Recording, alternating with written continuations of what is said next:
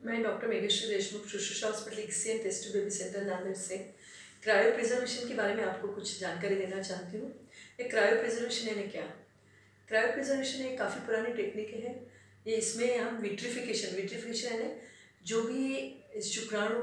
बीज और जो भी भ्रूण है यानी एम्ब्रियो है, ये सभी हम -196 डिग्री सेंटीग्रेड लिक्विड नाइट्रोजन जो एक गैस रहता उसमें हम ये पूरे प्रिजर्व करते हैं, यानी उसमें रखे जाते हैं। शुक्राणु भी रखे जाते हैं, बीज भी रखे जाते हैं और भ्रूण भी रखे जाते हैं। तो ये कौन से पेशेंट्स में क्रायो प्रिजर्वेशन किया जाता है? तो क्रायो प्रिजर्वेशन औरतों में ऐसे पेशेंट्स में किया जाता है कि जिनमें अगर आईवीएफ किया हो, यानी जिनको कि टेस्ट ट्यूब बेबी किया हो, या जिनमें इक्सी किया हो, जिनको इंजेक्शन दिए हो अंडे बनाने के लिए, और जिनमें अंडे ज़्यादा बन गए हो, तो ऐसे केसेस में हम उनके बीज निकाल लेते हैं और उनके हस्बैंड के शुक्राणु से बच्चा तैयार करके वो ज़्यादा के जो भ्रूण हैं या एम्ब्रियोज हैं वो फ्रीज करके रख देते हैं। Second thing is,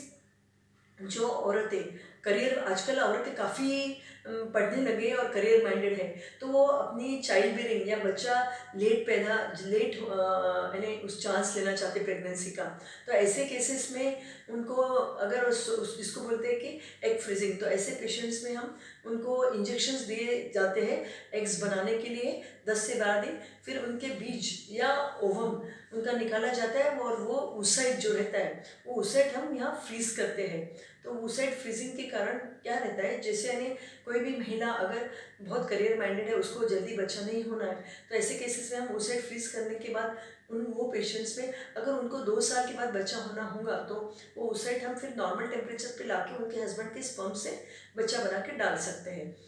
third thing is, जो लेडीज़ का किसी किसी को ओवरियन कैंसर या यूट्राइन कैंसर लग रहा हो, तो और ऐसे केसेस में अगर उनको एंटी कैंसर ट्रीटमेंट लेना हो, तो वे वैसे पेशेंट्स के लिए भी उस साइड से ना उनको वैसे ही स्टिमुलेशन यानी 10-12 दिन इंजेक्शन देके उनके बीज निकाल के फ्रीज किए जाते हैं ट्रीटमेंट के पहले, ताकि आगे ट्रीटमेंट से जल्दी ही बच्चा हो जाए। थर्ड थिंग इज, जो टेस्ट ट्यूब बेबी इक्सी के पेशेंट हैं जिनको हम इंजेक्शन दे चुके हैं और जिनमें कि ज़्यादा एग्स बन गए हैं, तो वैसे पेशेंट्स में हम उनके हस्बैंड के स्पर्म्स बना के अगर ज़्यादा एम्ब्रियोज बन गए तो एक्सेस जो एम्ब्रियोज है हम ये कैन जो रखी है, ये कैन लिक्विड ये कैन जो रखी है इसमें हम ये प्रिजर्व कर देते हैं। ये लिक्विड नाइट्रोजन की क्रायो कैन है जिसमें -196 डिग्री सेंटीग्रेड में लिक्विड नाइट्रोजन है, और हर एक इस पर जो लेबलिंग रहता है क्रायो वायल में प्रिजर्व किया जाता है या क्रायो लूप में या क्रायो टॉप में, इस पर सब कोडिंग नंबर रहता है। तो यानी जो भी हस्बैंड का नाम, पेशेंट का नाम और उसका code, date, time of freezing सब लिखा हुआ रहता है और कितने एम्ब्रियोज है, ताकि आगे चल के ये एम्ब्रियोज जब हम फ्रीज करते हैं या इसमें रखे जाते हैं बीज या एम्ब्रियोज, तो वो 2 साल के बाद भी उनको अगर लगा कि हमें प्रेगनेंसी चाहिए, तो वैसे वक्त अपन उनका कोड आइडेंटिफाई करके फिर वो नॉर्मल टेम्परेचर पे लाके फिर वो यूट्रस में ट्रांसफ़र कर सकते हैं, ताकि अपने को रिपीट उनको वो पेशेंट्स को या महिलाओं को रिपीट इंजेक्शन नहीं लगते हैं। थर्ड थिंग इज, जो आदमी लोग या जो पुरुष जिनको कि शुक्राणु जल्दी नहीं बनते या जिनके शुक्राणु कम है मात्रा में जिनके, तो ऐसे पेशेंट्स में हम इक्सी करते हैं। और जो पुरुष जिनके शुक्राणु काफ़ी है, तो वैसे पेशेंट्स में हम आईवीएफ करते हैं अगर प्रेगनेंसी नहीं रह रही हो आईवीएफ से, तो ऐसे केसेस में भी उनके हम एम्ब्रियो बना लेते हैं और फिर प्रिजर्व करके रखते हैं। पर ये जो पुरुष है, जैसे उनके शुक्राणु कम है या जो पुरुष जिनमें अजूस्पर्मिया है, यानी शुक्राणु पानी में नहीं आते पर उनके टेस्टिस में शुक्राणु रहते हैं, जैसे कि उनके ऑब्स्ट्रक्टिव अजूस्पर्मिया बोलो या नॉन ऑब्स्ट्रक्टिव अजूस्पर्मिया, ऐसे केसेस में हम टीसा एक्सी करने के बाद उनके शुक्राणु निकालने के बाद फ्रीज करके रखते हैं, ताकि इनका स्पर्म्स जो है हमको आगे चल के जब भी इक्सी या करना रहा तो ये स्पर्म्स यूज़ कर सकते हैं और फिर उनका खुद के जेनेटिक बेबी उनका हो सकता है।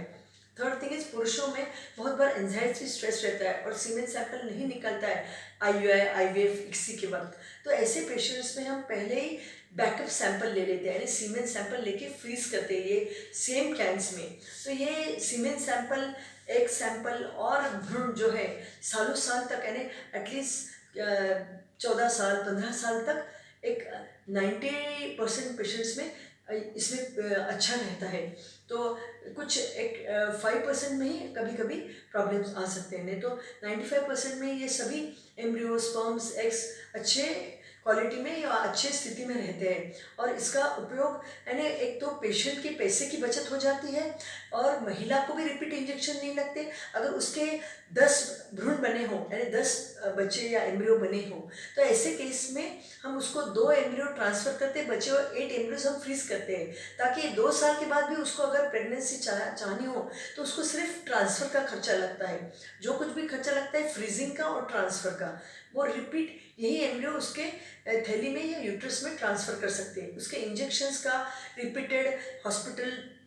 विजिट्स का खर्चा बच जाता है। ये उसका एक ज़्यादा फायदा है क्रायो प्रिजर्वेशन का। तो ऐसा स्पर्म्स, एग और भ्रूण के लिए ये एक बहुत ही फलदायी प्रोसीजर है क्रायो प्रिजर्वेशन। ये शुश्रूषा हॉस्पिटल में हम क्रायो प्रिजर्वेशन रूटीनली कर रहे हैं। एम्ब्रियोज तो फ्रीज कर रहे हैं पर स्पर्म फ्रीजिंग भी चालू है। जो पेशेंट्स को टेस्टिकुलर कैंसर या ट्यूबरकुलोसिस का ड्रग्स चालू है, वो पेशेंट्स को भी ट्रीटमेंट चालू करने के पहले सीमेन वॉश करके फ्रीज किया जाता है। ऐसा रॉ सैंपल नहीं फ्रीज करते, सीमेन वॉश किया जाता है, जिसमें कि अच्छे मोटिलिटी वाले स्पर्म्स लेके फिर वो क्रायो लूप में फ्रीज किए जाते हैं। वैसे ही अभी हमारे यहाँ 2 महिलाएं हैं जिन्होंने कि अपना oocyte डोनेशन किया है। तो ये हमने oocyte डोनेशन भी स्टार्ट किया है, जो जिसको बोलते हैं आजकल सोशल फ्रीजिंग। तो सोशल फ्रीजिंग यानी जो औरतें, लेडीज़ जो academically oriented, engineers, doctors, lawyers, जो आईटी कंपनी में है, या टीचर्स भी, या कोई भी वर्किंग लेडी जिनको प्रेगनेंसी पोस्टपोन करनी है पर उनके एज के कारण उनके बीच पे इफेक्ट नहीं होना, या उनका रिजर्व, ओवरी का रिजर्व, या उनके बीज की बनने की कैपेसिटी कम नहीं होना चाहिए, या बीज खराब नहीं होना चाहिए उम्र के कारण अगर लेट प्रेगनेंसी रही तो ऐसे केसेस में पहले उनके बीज निकाल के oocyte फ्रीजिंग भी कर सकते हैं। तो अभी नांदेड़ में हम यहाँ oocyte फ्रीजिंग भी कर रहे हैं, जिसका कि अभी हमने 2-4 पेशेंट्स के oocyte फ्रीजिंग स्टार्ट किए हैं। सीमेन फ्रीजिंग और एम्ब्रियो फ्रीजिंग तो रूटीनली ही शुश्रूषा हॉस्पिटल में किया जाता है। तो ये एक बहुत ही फलदायी, वरदानदायी प्रोसीजर है, जिससे कि पेशेंट का खर्चा बच सकता है, विजिट्स बच सकते हैं, और पेशेंट को आगे प्रेगनेंसी रहने में भी आसानी हो सकती है। और ये जो स्पर्म, एग्स और एम्ब्रियो फ्रीजिंग है, जो लिक्विड नाइट्रोजन ये क्रायो कैन्स में प्रिजर्व किए हैं, ये काफ़ी सालों तक अच्छी कंडीशन में रह सकते हैं, जिससे कि पेशेंट को उसका काफ़ी फायदा हो सकता है। Thank you.